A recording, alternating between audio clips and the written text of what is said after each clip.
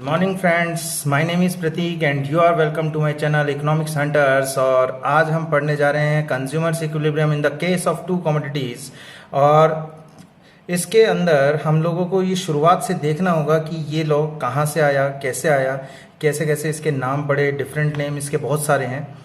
देखिए, ये नियम जो है, ये लॉ जो है, ये सबसे पहले जो दिया था एच गोसेन ने 1858 में दिया था। और एच गोसेन ने जो अपना फर्स्ट लॉ दिया था वो था लॉ ऑफ डीएमयू, और सेकंड नंबर वो 1854 में दिया था। और ये सेकंड लॉ था एच गोसेन का जो इन्होंने 1858 में दिया। इसे बोलते हैं law of equi marginal utility. H Gaussian ने कब दिया ये? 1858 में।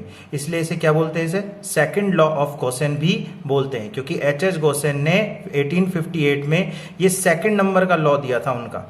फर्स्ट नंबर का लॉ उनका कौन सा था? Law of diminishing marginal utility, जो 1854 में दिया था। इसलिए law of diminishing marginal utility को हम क्या बोलते हैं? First law of Gaussian. और 1858 में एच गोसेन ने क्या दिया? Law of equi marginal utility. तो ये कहलाया सेकंड लॉ ऑफ गोसेन। क्या बोलते हैं इसे? गोसेन्स सेकंड लॉ भी बोलते हैं।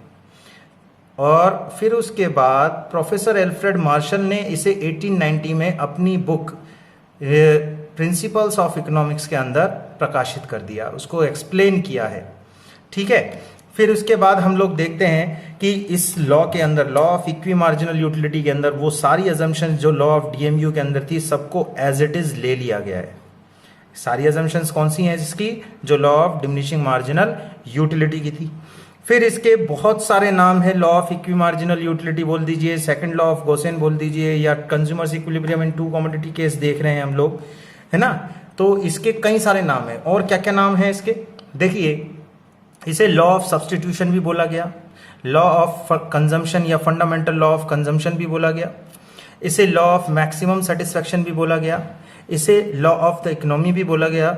इसके और क्या क्या नाम है? गोसेन्स सेकंड लॉ आप लोगों को मैं बता ही चुका हूं अभी लॉ। और इसके बाद लॉ ऑफ इनकम एलोकेशन भी इसी का नाम है, लॉ ऑफ प्रोपोर्शनलिटी भी इसी का नाम है, law of equi marginal utility अभी आप पढ़ ही रहे हैं। ये सारे नाम इसी के ही हैं। अब इसके बाद ये नियम आप लोगों के किस तरीके से चलता है, ये क्या मार्शल ने किस तरीके से दिया था, और फिर मॉडर्न इकोनॉमिस्ट ने इसमें किस तरीके से चेंज लाया, इसको हम पूरा का पूरा ध्यान से देखेंगे। देखिए, अकॉर्डिंग टू द मार्शल, देखिए मार्शल ने क्या है, कमोडिटीज के संदर्भ में दिया था, कि कमोडिटीज के वे में दिया था।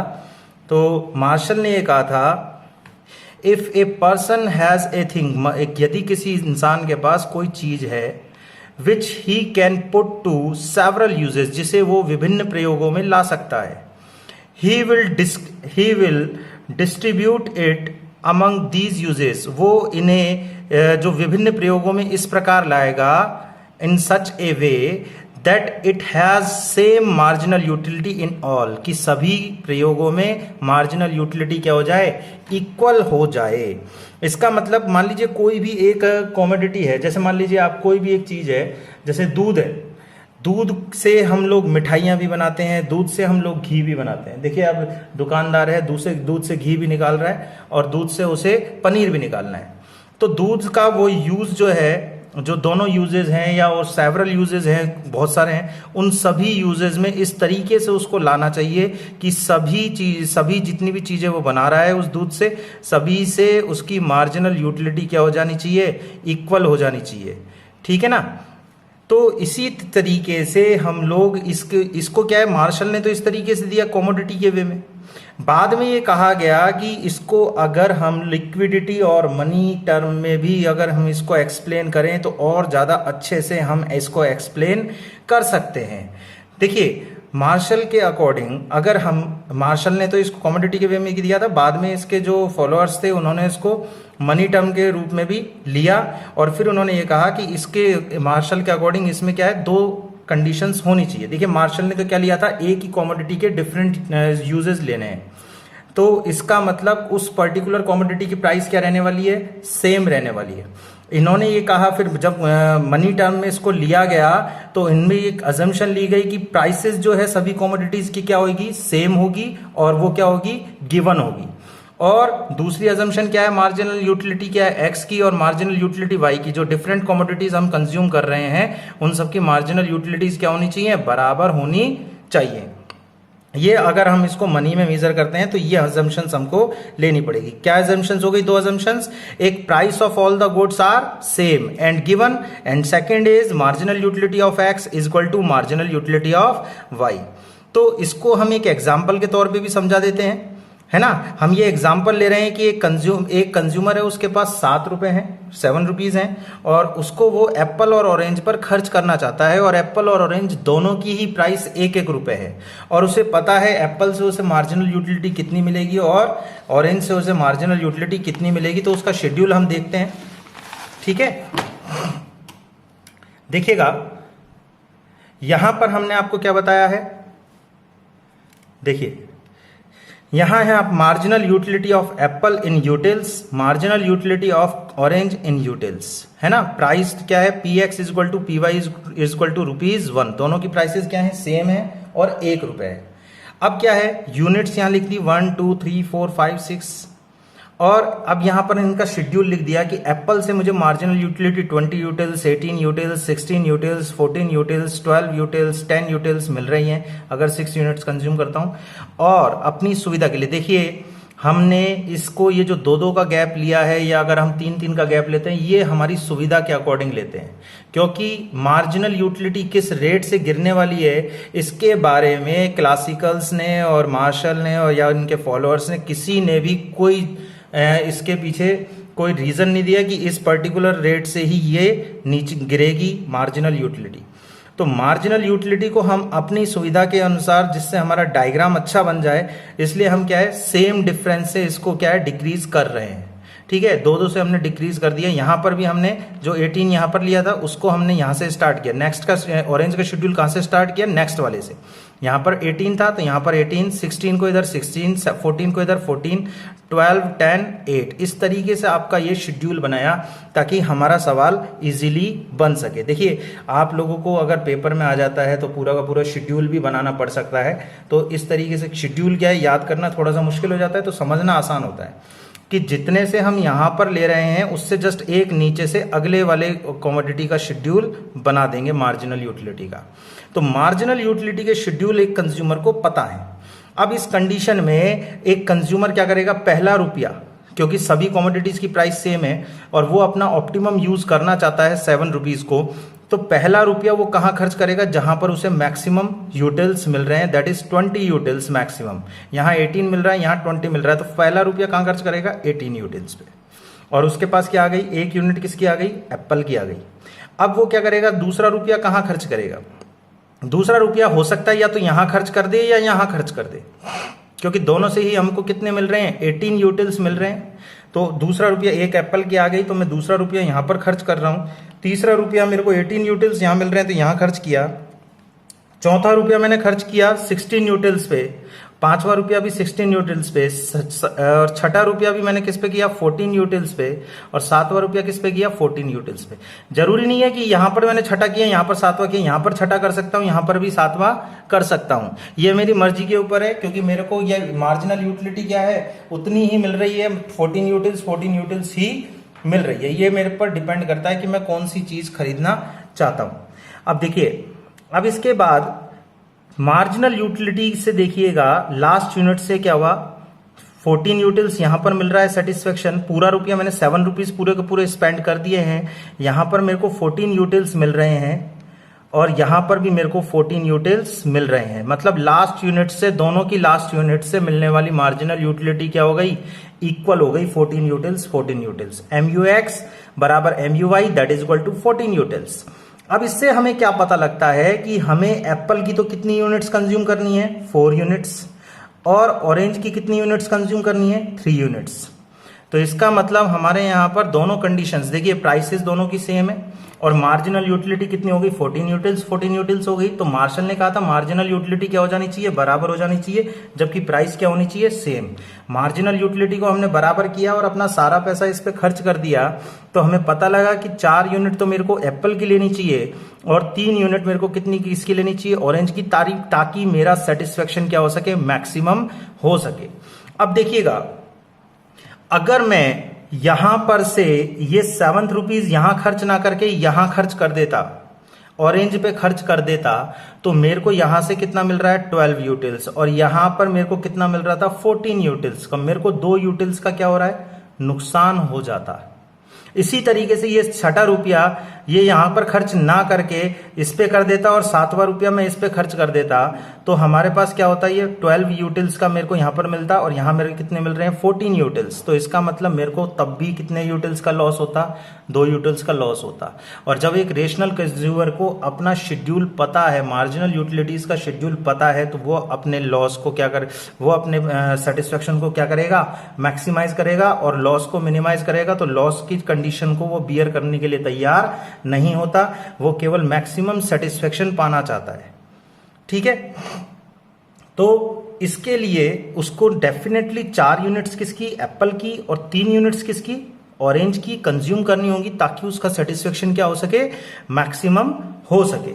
तो इससे हमारी दोनों कंडीशंस फुलफिल हो गई। इसी चीज को हम डायग्रामेटिकली भी समझा सकते हैं। देखिए डायग्रामेटिकली देखते हैं इसके अंदर क्या देखने को मिलता है हमें। देखिए यहां पर हमने इस डायग्राम के अंदर आप लोगों को क्या बताया है, देखिए यहां पर पूरा का पूरा ये मार्जिनल यूटिलिटी ले ली आपकी इन यूटिल्स, है ना, 2, 4, 6, 8, 10 और इस तरीके से। यहां पर हमने बनाया है किसका, एप्पल का, और यहां हमने शेड्यूल बनाया है किसका, ऑरेंज का। ठीक है, अच्छा अपने डायग्राम को बहुत अच्छा बनाना है तो आप पेपर के अंदर इस पूरे डायग्राम को बॉक्स में भी बंद कर सकते हैं। देखिएगा एप्पल के अंदर क्या देखा हमने, मार्जिनल यूटिलिटी 20 से स्टार्ट थी। फर्स्ट यूनिट से हमको 20 यूटिल्स थी, सेकंड से हमको 18 थी, थर्ड से हमें 16 थी, फोर्थ से हमें 14 थी, और इसके बाद 5 से हमें 12 थी, और 6 से हमें 10 थी। तो ये सारे के सारे मैंने आपके पॉइंट आउट कर लिया और उनको मिला दिया, that is marginal utility of Apple. ठीक है, और फिर इसी तरीके से यहां पर मैंने ऑरेंज का मार्जिनल यूटिलिटी शेड्यूल बनाया। फर्स्ट यूनिट पर 18 था, सेकंड यूनिट पर 16 था, थर्ड यूनिट पर 14 था, फोर्थ यूनिट पर आपका 12 था, फिफ्थ यूनिट पर आपका 10 था, और सिक्स्थ यूनिट पर आपकी 8 यूटिल्स थी।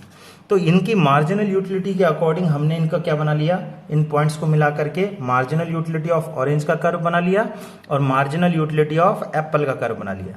देखिए हमने इस शेड्यूल के अंदर देखा था कि हमारे पास मार्जिनल यूटिलिटी जो थी वो 14 यूटिल्स, दोनों पे कितनी आ रही थी, 14 यूटिल्स। तो यहां से एक स्ट्रेट लाइन खींच लीजिए, that is equi marginal utility line. 14 utils पर आपकी एप्पल और ऑरेंज दोनों की बराबर आ रही है ना, एप्पल की भी 14 यूटिल्स और ऑरेंज की भी 14 यूटिल्स।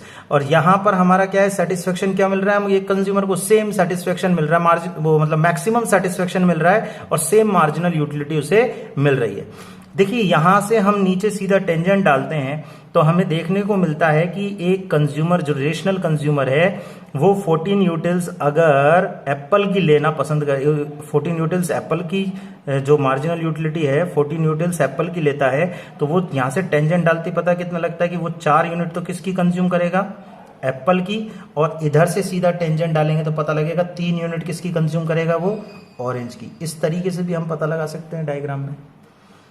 अब इसके अंदर और क्या चीजें हो सकती हैं, देखिए अगर मैं एक काम करता हूं कि मैं ये मानता हूं कि वो एक रुपया जो था वो इस पे ऑरेंज पे ना खर्च करके एप्पल पे खर्च करता है।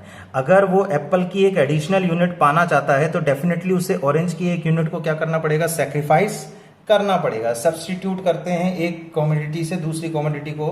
दैट्स वाई अगर मुझे एक यूनिट का कंजम्पशन इसका बढ़ाना है तो दूसरी का मेरे को क्या करना पड़ेगा, कम करना पड़ेगा। अब देखिए इसमें होता क्या है, देखिए ये मेरे को गेन हो रहा है, ये सारा का सारा जो डॉटेड पार्ट है दिस इज माय गेन, है ना। ये एप्पल की मार्जिनल यूटिलिटी में या टोटल ये मार्जिनल यूटिलिटी में जो टोटल गेन है मेरा इतना आ रहा है।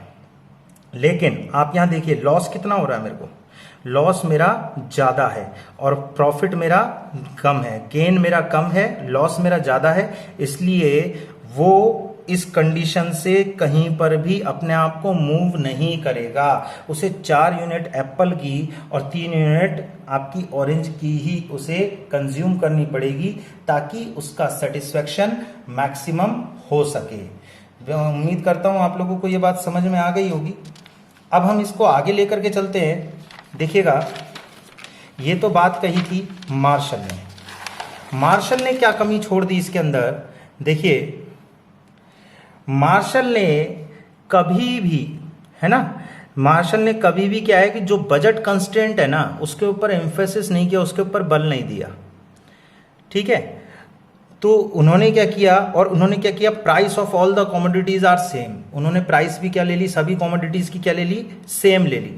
तो ये चीजें क्या है, थोड़ी सी क्या है टिपिकल इसलिए पड़ी क्योंकि इनका ये कहना था कि प्राइस सारे कमोडिटीज की सेम नहीं होती है। जितने भी हमारे मॉडर्न इकोनॉमिस्ट हैं, है ना, तो उन्होंने क्या कहा कि प्राइस सारी कमोडिटीज की कभी भी सेम नहीं होती हैं, है ना। और दूसरी चीज क्या लिया उन्होंने, बजट कंस्ट्रेंट को ध्यान में रखते हुए मॉडर्न इकोनॉमिस्ट ने क्या किया, बजट कंस्ट्रेंट को भी ध्यान में रखा और उसके बाद इस लॉ को नए तरीके से पेश किया। उन्होंने वेटेड मार्जिनल यूटिलिटी की बात की। किसकी बात की, वेटेड मार्जिनल यूटिलिटी, पर रुपी मार्जिनल यूटिलिटी की बात की उन्होंने।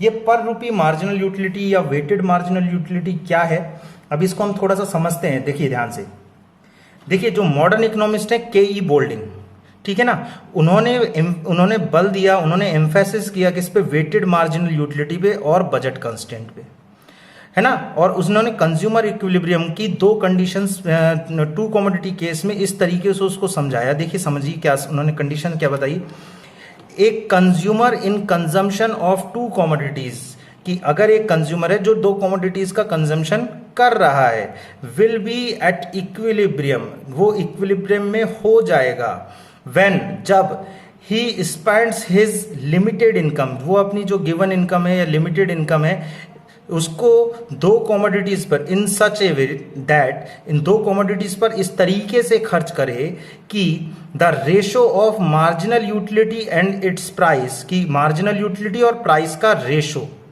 है ना, derived from all the commodities, सभी कमोडिटीज का क्या हो जाए, सेम हो जाए। इसका मतलब एक रेशनल कंज्यूमर तब इक्विलिब्रियम में आएगा अगर उसको हर एक कमोडिटी की प्राइस, हर एक कमोडिटी की मार्जिनल यूटिलिटी और उसकी प्राइस का ratio MUX upon PX, that is weighted marginal utility. क्या कहा उन्होंने कि आपके पास जो बजट है उस बजट को दो कमोडिटीज X और Y पर इस तरीके से आपको खर्च करना है कि आपका पूरा बजट भी दो ही कमोडिटीज पे खर्च हो जाए। और दूसरी बात, आपकी उस पर्टिकुलर कमोडिटी की मार्जिनल यूटिलिटी, जैसे X की मार्जिनल यूटिलिटी और प्राइस का ratio MUX upon PX, that is weighted marginal utility of X। इसी तरीके से Y कमोडिटी की मार्जिनल यूटिलिटी और Y कमोडिटी की प्राइस का ratio MUY upon PY, that is weighted marginal utility of Y। दोनों के दोनों क्या हो जाएं, बराबर हो जाएं। इस तरीके से एक कंज्यूमर को अपना पैसा खर्च करना चाहिए।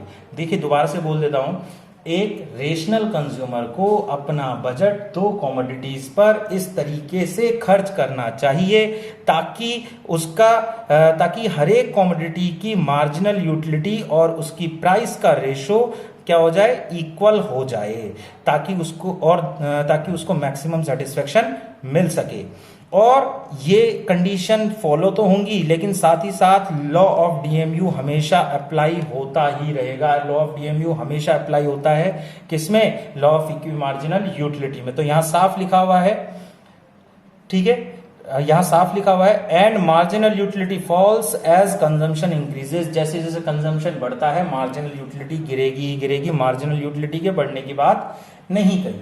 तो मॉडर्न इकोनॉमिस्ट ने इसको किस तरीके से एक्सप्लेन किया उसको हम थोड़ा समझाते हैं। उन्होंने कहा यूटिलिटी जो होता है दो कमोडिटीज जिसका हम कंजम्पशन कर रहे हैं, X and Y, two commodity case की बात कर रहे हैं ना, तो X एंड Y में दो कमोडिटीज ले रहा हूं, एक रेशनल कंज्यूमर है, दो कमोडिटीज को कंज्यूम कर रहा है X एंड Y, तो यूटिलिटी किन चीजों का फंक्शन हो गई, एक तो X कमोडिटी का और एक Y कमोडिटी का। तो U is equal to function of X and Y। पहली बात तो हमने ये कही। फिर दूसरी बात मॉडर्न इकोनॉमिस्ट ने क्या लिया, देखिए मॉडर्न इकोनॉमिस्ट ने क्या लिया, देखिए एक होता है यूटिलिटी मैक्सिमाइजेशन। यूटिलिटी मैक्सिमाइजेशन करने के लिए ये कंडीशन निकल के आती है MUX अपॉन PX बराबर MUY अपॉन PY बराबर MUM। देखिए हमारे पास थोड़ा सा टाइम का बाउंडेशन है, और दूसरी चीज़ है आप लोगों के सिलेबस में भी बहुत ज़्यादा नहीं है। अदरवाइज मेरा मन बहुत था इसको मैं मैथमेटिकली भी डेराइव करके बताऊं कि आप लोगों को ये चीज़ें कैसे आई, बट लेकिन जैसे ही हम ग्रेजुएशन वाले वीडियोज़ पे आएंगे तो इन चीज़ों को भी हम एक्सप्लेन करके बताएंगे कि ये कंडीशन किस तरीके से आती है मैथमेटिकली, ठीक है ना। तो यहाँ पर हमने आपको ये बता रखा है MUX क्या है, marginal utility of commodity X, और MUY marginal utility of commodity Y, MUM marginal utility of money है, PX price of X commodity, PY price of Y commodity, ठीक है ना। ये चीज़ है, M बराबर कंज्यूमर्स इनकम को बताता है। तो हमारे पास ये यूटिलिटी मैक्सिमाइजेशन की जो हमारे पास कंडीशन है, पहली कंडीशन है यूटिलिटी मैक्सिमाइजेशन कहाँ होगा, जहाँ MUX अपॉन PX बराबर MUY अपॉन PY, और वो किसके बराबर होना चाहिए, MUM। देखिए इससे बोल देते हैं पर रुपी मार्जिनल यूटिलिटी, क्या बोल देते हैं, per rupee marginal utility of X commodity, per rupee marginal utility of X commodity, या weighted marginal utility of X commodity. क्या कहलाएगी ये, X कमोडिटी की वेटेड मार्जिनल यूटिलिटी कहलाएगी ये MUX अपॉन PX। इसी तरीके से MUY अपॉन PY क्या है, per rupee marginal utility of Y commodity, है ना। और इसे ही हम क्या बोलते थे, weighted marginal utility of Y commodity. ये दोनों के दोनों क्या होने चाहिए, बराबर होने चाहिए, और किसके बराबर होने चाहिए, मार्जिनल यूटिलिटी ऑफ मनी के बराबर होने चाहिए। एक बात। दूसरी हमारे को पेश की गई हमारे पास बजट कंस्टेंट, मॉडर्न इकोनॉमिस्ट ने जो हमें दी। बजट कंस्टेंट क्या होता है, एक रेशनल कंज्यूमर अपनी income, M for consumers income, वो आपके PX इंटू एक्स क्या हो गया। देखिए मैं बाजार में गया, मैंने 2 आम खरीदे और एक आम 10 रुपए का था, तो 10 इंटू 2 20 रुपए का मैंने टोटल खर्चा कर दिया, है ना। तो इसका मतलब आम पे मैंने कितना रुपया खर्च कर दिया, 20 रुपए। That is expenditure on X commodity. क्या कहलाता है ये, एक्सपेंडिचर ऑन X कमोडिटी या गुड X। और PY इंटू वाई क्या कहलाएगा, एक्सपेंडिचर ऑन गुड Y। तो expenditure on X commodity and expenditure on Y commodity, PY into में Y। तो इसका मतलब एक रेशनल कंज्यूमर जो है वो अपनी सारी इनकम X कमोडिटी और Y कमोडिटी पे खर्च कर रहा है। तो PX into X plus PY into Y, ये किसके बराबर होने चाहिए, कंज्यूमर्स इनकम के बराबर होना चाहिए, और इसे ही बोलते हैं बजट कांस्टेंट, ठीक है। इन दोनों के थ्रू, लैग्रेंज फंक्शन के थ्रू हम लोग इसकी ये जो कंडीशंस हैं ये सारी की सारी फुलफिल करते हुए यूटिलिटी कहां पर मैक्सिमाइज होगी ये हम एक्सप्लेन करते हैं। देखिए हम इसको एक न्यूमेरिकल एग्जांपल से भी आप लोगों को समझाने की कोशिश करते हैं। देखिए आप लोगों को समझ में आएगा बिल्कुल अच्छे से। एक कंज्यूमर है, उसके पास 100 रुपए हैं, ठीक है, और वो गुड X और गुड Y दो कमोडिटीज क्या कर रहा है, कंज्यूम कर रहा है, और दोनों कमोडिटीज के जो प्राइस हैं वो क्या है, 10 रुपए और 2 रुपए, 10 रुपए और 25 रुपए, सॉरी 25 रुपीज, ठीक है। X कमोडिटी की प्राइस कितनी है, 10 रुपीज, एंड Y कमोडिटी की प्राइस कितनी है, 25 रुपीज। देखिए इस कंडीशन में इसका ये मार्जिनल यूटिलिटी का शेड्यूल दे रखा है, ठीक है ना। मार्जिनल यूटिलिटी का शेड्यूल देखते हैं अब इसका क्या दे रखा है हमारे को। देखिए यहां पर मेरी मार्जिनल यूटिलिटी ऑफ X दे रखी है इन यूटिल्स, 60 यूटिल्स, 50 यूटिल्स, है ना, 60, 55, 50 यूटिल्स, 45 यूटिल्स, 40 यूटिल्स। ये आपको X की मार्जिनल यूटिलिटी का शेड्यूल दे रखा है, और ये आपको Y की मार्जिनल यूटिलिटी का शेड्यूल दे रखा है, 125 utils, 100 utils, 75 utils, 50 utils, 25 utils, जो भी आपको शेड्यूल दे रखा है। अब इसकी प्राइसेस जो आपको दे रखी हैं, X की कितनी दे रखी है, 10 रुपीज। तो सारी MUX अपॉन PX निकालेंगे, दैट इज 10 डिवाइडेड बाई 10, ठीक है। 60 divided by 10 that is 6 utils, 55 divided by 10 that is equal to 5.5 utils, 50 divided by 10 that is equal to 5 utils, because MUX upon PX and PX is equal to 10. That's why we are dividing each and every value from each and every value by 10.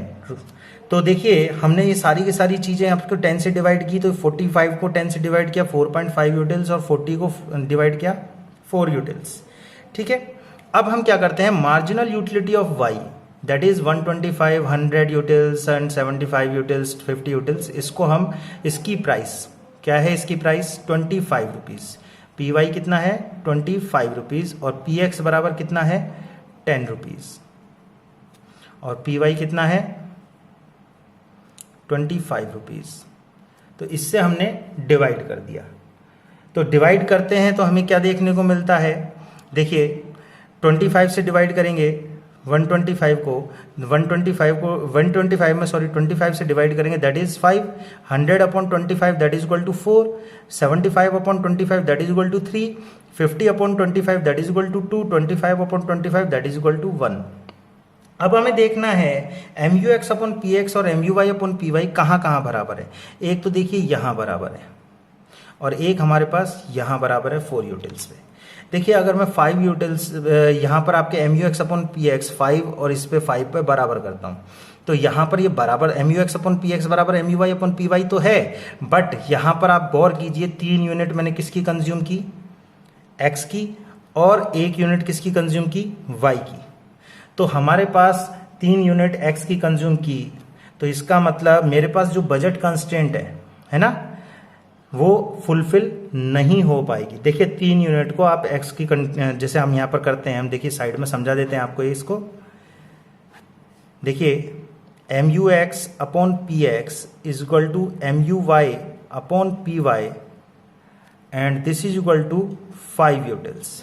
कितना आ रहा था हमारे पास 5, but हमारे पास जो m बराबर था, हमारे पास कितना आ रहा है यहाँ पर, हमने यहाँ 3 यूनिट तो किसकी ले ली, 10 इंटू में 3 प्लस 1 यूनिट किसकी लिए, y की, तो 25 इंटू में पी वाई इंटू में y। तो हमारे पास कितना रुपया खर्च हुआ टोटल, दैट इज 30 रुपीज़ इस पे और 20 रुपीज़ 25 इस पे, इसका मतलब 55 खर्च किए, और मेरे पास रुपए कितने थे 100। ये बराबर नहीं हो पाई है ना बजट लाइन के, जो बजट कंस्टेंट के बराबर नहीं हो पाई है। इसका मतलब मेरे को खर्च 100 रुपये करने थे और मैंने सिर्फ और सिर्फ 55 रुपीज़ ही खर्च किए हैं।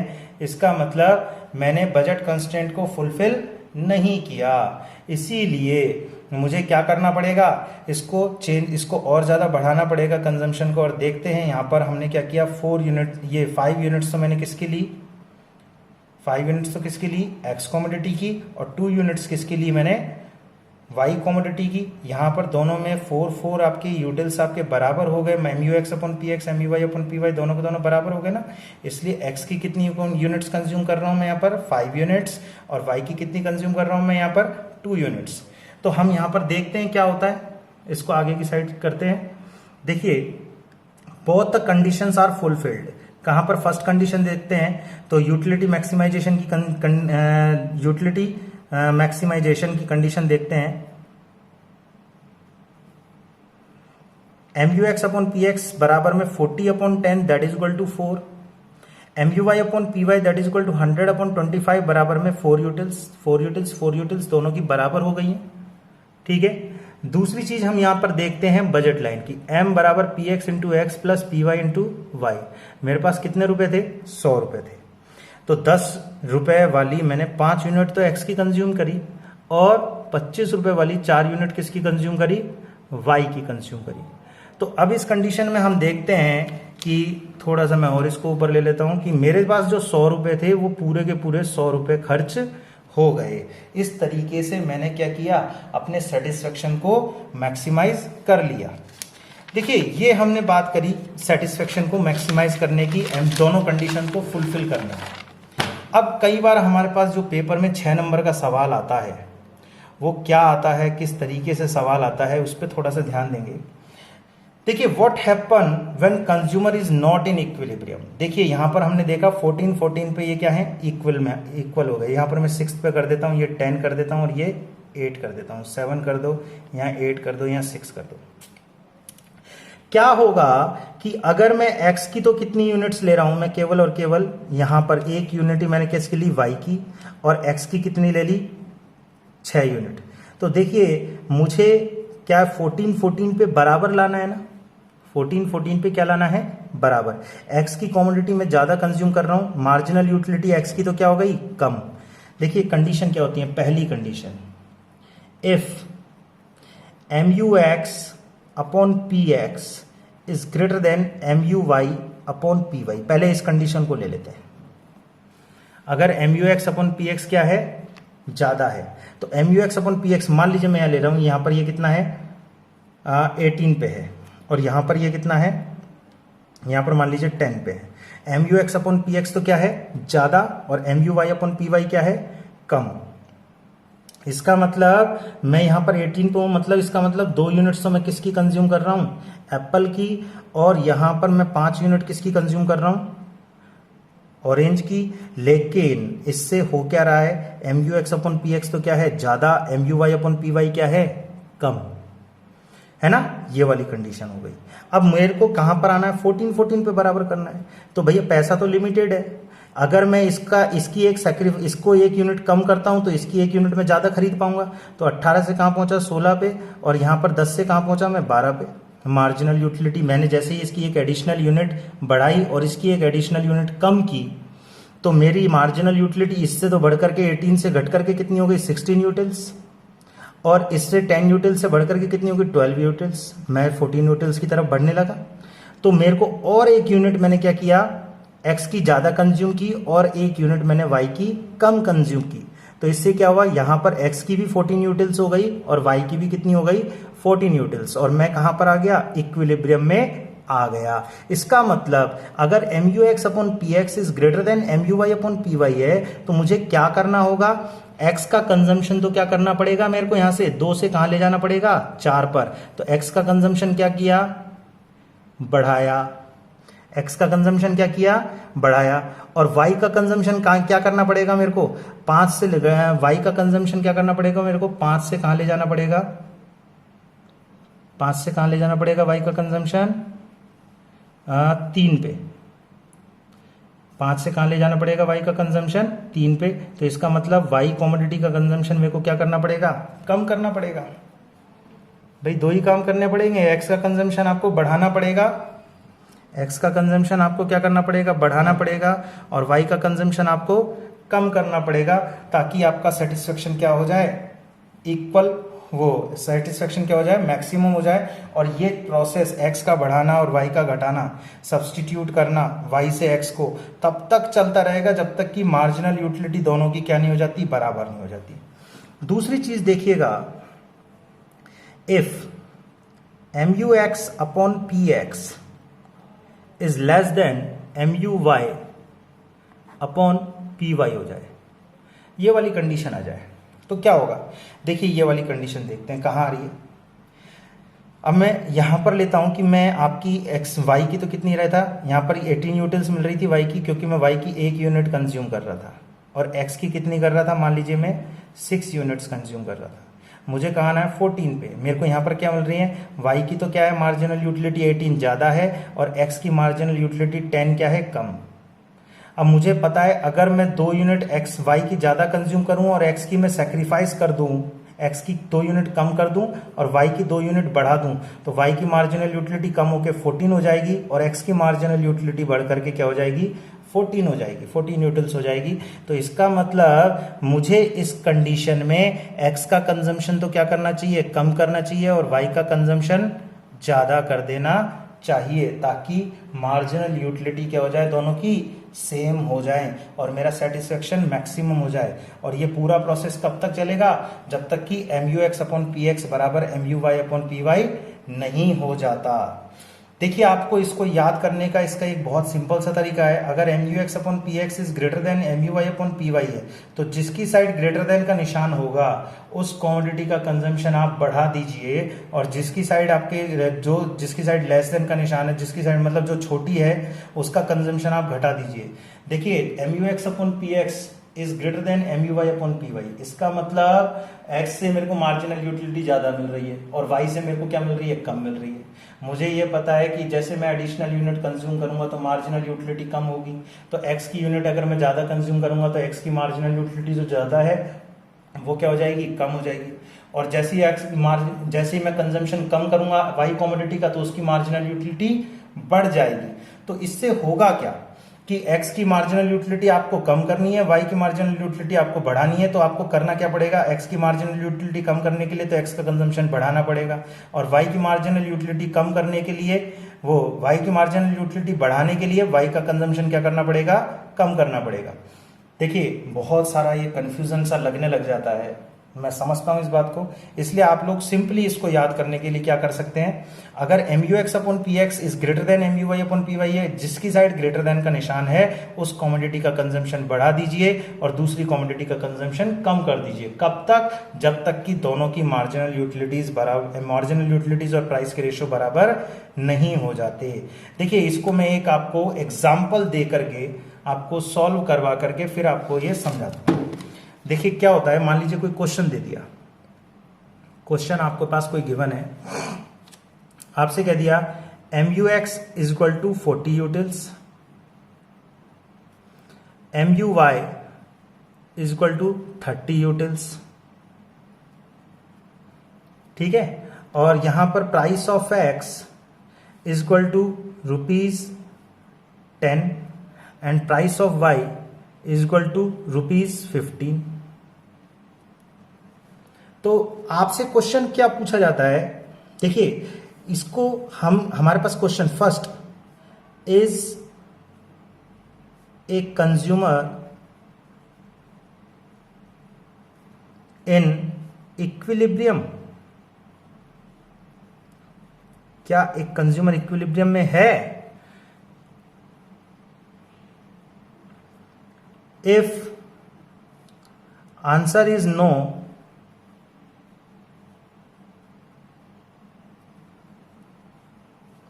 answer is no, then what he should do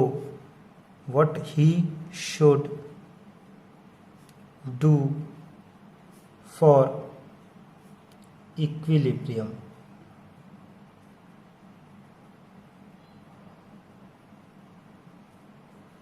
देखिए ये क्वेश्चन आ जाता है, तो सबसे पहले हमको क्या करना है, MUX अपॉन PX निकालना है। देखिए निकालिएगा, 40 upon 10 that is equal to 4, और MUY अपॉन PY निकालिएगा, that is equal to 30 upon 15 that is equal to 2 utils. MUX upon PX is here MUX upon PX is greater than MUY upon PY। देखिए ये चीज हमारे पास clear हो रही है, MUX upon PX is greater than क्या है, MUY upon PY। देखिए यहां पर ये कितना है, 4 is greater than 2। अब देखिए मेरे को क्या करना पड़ेगा, इसका मतलब हम क्या आंसर देंगे, no, consumer is not in equilibrium, consumer is not in equilibrium. अब उसे क्या करना चाहिए इक्विलिब्रियम पे आने के लिए, तो देखिए यहां MUX is greater then MUY upon PY है ना, MUX upon PX is greater then MUY upon PY। तो मैंने आपको बताया था अगर X की साइड ग्रेटर देन का निशान है तो X कमोडिटी का कंजम्पशन बढ़ाना चाहिए और Y कमोडिटी का कंजम्पशन घटाना चाहिए। So he should increase the consumption of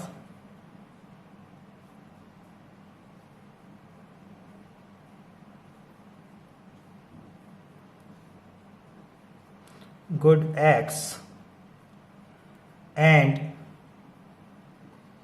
decrease the consumption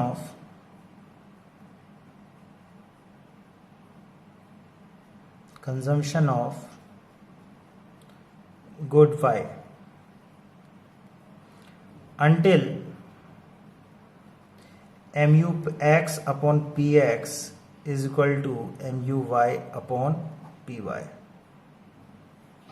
ये वो कब तक करेगा, जब तक कि ये आपकी मार्जिनल यूटिलिटी और प्राइस के रेशो क्या नहीं हो जाए, बराबर नहीं हो जाए, तब तक उसे ये काम करना चाहिए ताकि वो उसका अपने सेटिस्फेक्शन को क्या कर सके, मैक्सिमम। ये क्वेश्चन आपका 6 नंबर में आता है। इसी तरीके से अगर यही क्वेश्चन आपका दूसरे तरीके से आता और MUX upon PX is less than MUY upon PY होता तो हम क्या करते, Y कॉमोडिटी का कंजम्पशन क्या करते थे, बढ़ा देते और X का कंजम्पशन घटा देते। कब, अगर MUY upon PY is greater then MUX upon PX। एक और क्वेश्चन ले लेते हैं इस तरीके का, ठीक है ना।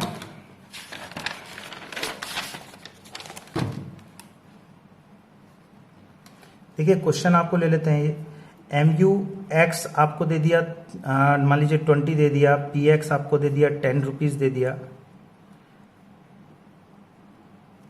और MUY आपको दे दिया यहाँ पर ये 30 यूटिल्स दे दिया, और PX आपको दे दिया इसने मान लीजिए 7.5 रुपीज दे दिया। ठीक है, प्राइसेस तो कुछ भी हो सकते हैं। तो देखते हैं हमारे पास क्या करेंगे, यहाँ पर MUX अपॉन PX कैलकुलेट करेंगे, that is equal to 20 upon 10 that is equal to 2, और यहाँ पर MUY अपॉन PY कैलकुलेट करेंगे, that is equal to 30 upon 7.5 that is equal to 4। It means MUX upon PX is less than MUY upon PY।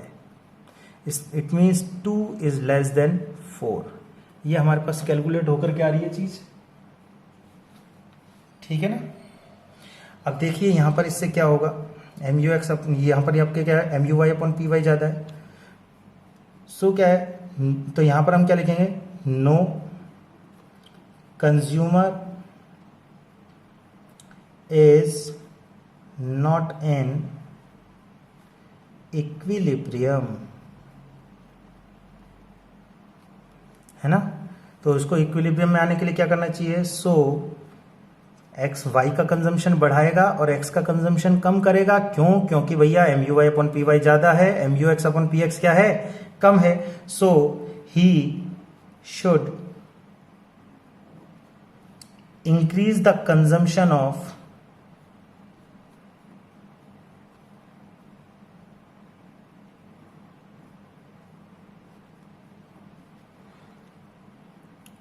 good Y and decrease the consumption of